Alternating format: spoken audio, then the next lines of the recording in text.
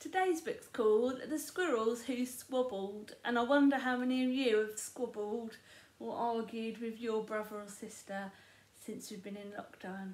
Let's find out what happens in this story.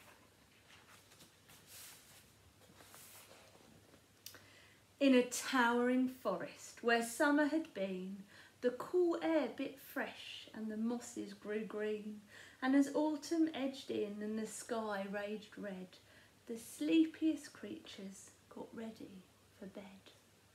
While up in a tree swung a flighty young squirrel who everyone knew as Spontaneous Cyril. Now most foresty folk had seen to their needs through the plentiful months of mushrooms and seeds.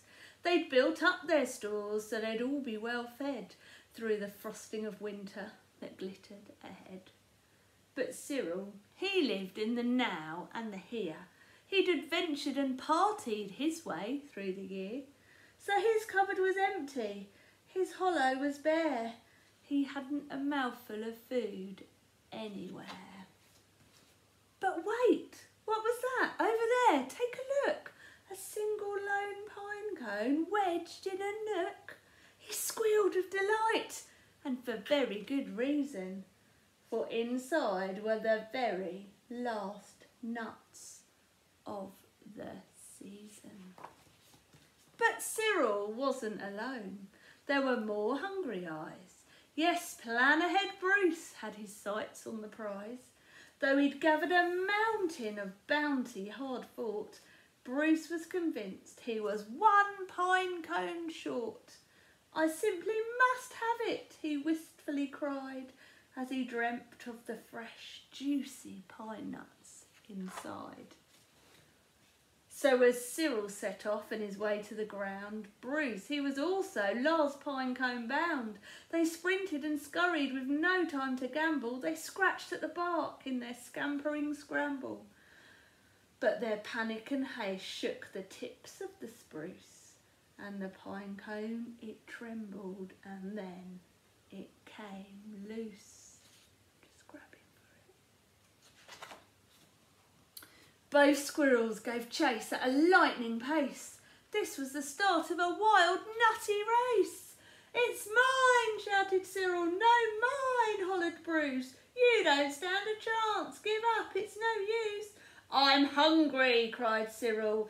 This cone is not yours. Stay back, shouted Bruce. This cone's for my stores. It boinged over bushes and it flew through the air. It binged on the nose of a slumbering bear. It bounced over boulders, then came to a stop.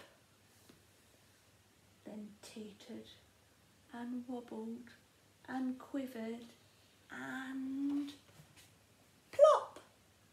Both squirrels followed. Oh, the water was fast.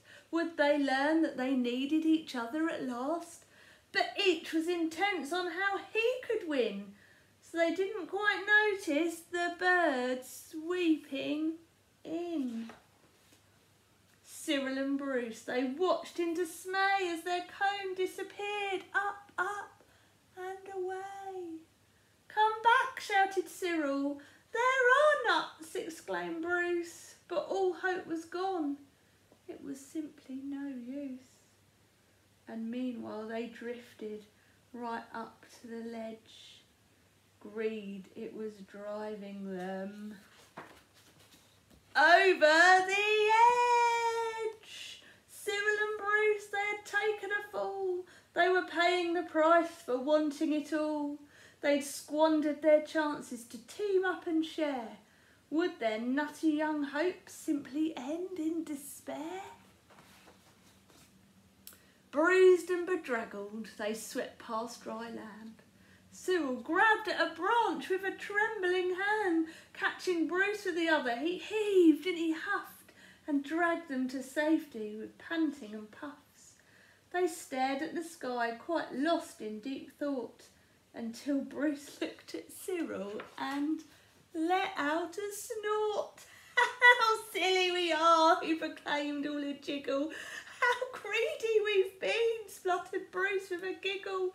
We shall change from today, may the squabbling cease. We to celebrate seeing we're both in one piece. From that day forward they made a great pair. They would gather together and found they could share. Yes, Cyril and Bruce, they knew in the end the best thing to share is a laugh with your friend.